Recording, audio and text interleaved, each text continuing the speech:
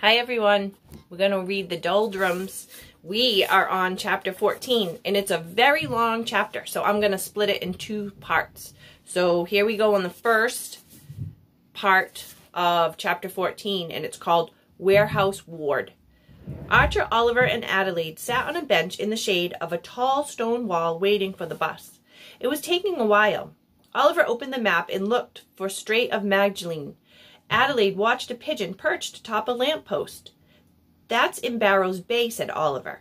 Archer knew nothing about it, so Oliver explained.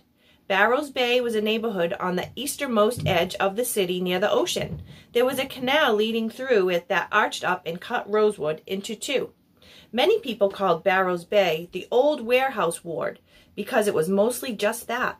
Once beautiful warehouses turned crusty from the salty air. But whenever anyone called it, certain parts of Barrows Bay were not the sort of places you should go wandering alone at night.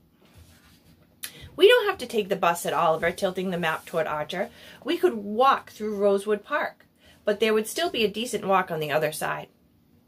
Archer would have preferred this, but he was afraid it would take too much time. His mother would only be occupied for so long. "Let's take the bus," he said. "We'll have to take two," said Oliver. He squinted at the map. "It almost looks like it's inside the canal." A man with his pants tucked into knee-high boots strolled over and stood with his back to them. "Why does he have an umbrella?" Oliver whispered. "And rain boots," whispered Archer. "Storm's coming," said the man, without turning around. Archer and Oliver looked up at the bright blue sky. Finally, a Rosewood bus squealed to a halt. Oliver and Adelaide followed the man up the steps and dropped their coins into the meter. Archer paused in the door. He glanced back at Willow Street, hoping his mother would be too busy in the gardens to check on him. "On or off," said the bus driver. "Can't do both. You'll be ripped in half." Archer turned and got on the bus. "Sorry," he said, and he dropped his coins into the meter. "Back here," shouted Oliver from the rear of the bus. Adelaide threw up her hand. Archer walked past the stares of strangers and took a seat next to Adelaide. Rosewood buses, like most city buses, are often filled with odd individuals, and it's best to mind your business while riding one. But it's difficult to stop yourself from looking at each person and wondering about their oddities. So long as they don't catch you staring, this is a perfectly fine thing to do, and Archer was doing just that as the bus sped off down the street. An old lady was eating a bag of lemon drops that made her lips pucker. This made Archer wonder, if she put the lot in her mouth at once, would her entire face pucker? Oliver reached up to crack open a window, but the additional breeze wasn't enough to clear the dank air. "It smells like a dog in here," he said. "Because there is a dog in here," replied Adelaide. Indeed, seated directly across from them was an all-too-proper-looking gentleman with a muddy silver spoon wedged into his blazer pocket, and seated next to him was a beagle with muddy paws. Adelaide stood up to scratch the creature's head. There they are on the bus.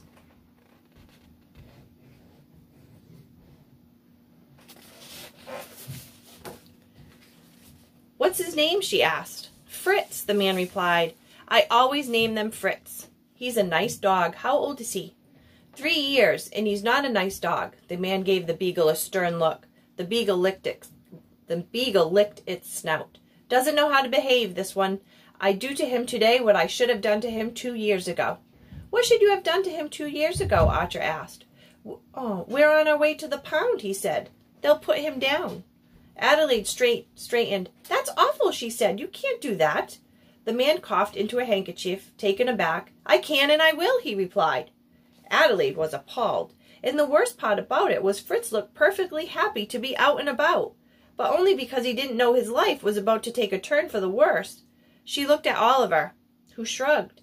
"It's better than eating cement mix," he said. One stop later, when the bus driver shouted, "Thursley Street," the man stood up. "Wait," said Adelaide. "Let me have him." The man coughed into his handkerchief a second time and tried to leave, but Adelaide placed herself in front of him. "Trust me," he said. "You don't want this dog. Now out of my way." "What difference does it make?" Adelaide said, sticking out her hand. "You won't have to worry about him any more." The man stared at Adelaide, then down at Fritz. The bus driver shifted in his seat. "Get off or sit down," he shouted. The man took one last look at Adelaide before dropping the leash into her hand and stepping off the bus. Oliver smacked Archer. "She's crazy," he said. "So why are you hitting me?" said Archer, rubbing his arm. Adelaide sat down and knocked her shoulder against Oliver's. "You're the one who just said you didn't want to die in a bowl of soup. Why would Fritz?" I don't think that's how they do it," Oliver grumbled. Adelaide placed Fritz on her lap and rubbed his head. They transferred to the next bus 2 stops later and continued on to Barrows Bay. "What exactly are we getting?" asked Oliver. "I'm not sure," said Adelaide. Oliver eyed her with a growing suspicion. For everything she said she'd done, she didn't know very much about anything. "I'm not certain either," said Archer, flipping through his notebook. "I think it's best if first we see what they have. Then we can decide what we need, but we can't take much." Outside the bus windows, the buildings were growing taller and taller, as were their shadows. Suddenly, the bus was stopped short. Adelaide grabbed Fritz, who nearly flipped off her lap. The driver shouted, "Turn tail way." Oliver stood up. "This is us," he said. The trio stepped off the bus and into the shadows of giant warehouses looming high over their heads. One end of Turntail Way led to more warehouses in shadows. Down the opposite way, Archer saw a sunny opening. "Let's go that way," he said. Archer, Oliver, and Adelaide stepped out from the warehouse shadows and found themselves staring out at the Rosewood Canal. Crooked trees lined the towpath and threw shadows on small wooden boats drifting in the greenish water. They weren't very far from Willow Street, but that's not what it felt like. Even the air was different. The ocean was near, and they could feel the salt sticking to their cheeks as they followed down a stone stairway to the canal and stood just a few inches above the water. "It's beautiful," said Adelaide. "In a moldy sort of way," agreed Oliver. Archer was quiet. He didn't know such places existed in Rosewood, and seeing this canal stretching far in both directions made him wonder what else he didn't know about. A few people flitted this way and that. Archer tried to stop a man to ask for directions, but the man ignored him. Oliver consulted his map, then looked south to where the canal curved left and widened. In the very center of the water was a narrow island, no more than 100 yards long and half as wide as that. The buildings that lined this strip appeared to rise straight up out of the greenish water. "I think it's there," said Oliver. "That's why it looked like it was inside the canal." They set off down the walkway past small bridges and doorways that looked like secret entrances to shops above the canal's wall. They crossed a bridge that stretched to the narrow island and fell silent when they reached the other side.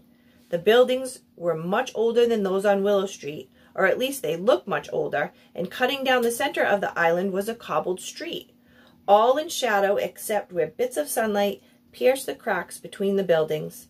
A sign above their heads read Barrows Strip. "I don't want to go down there," said Oliver.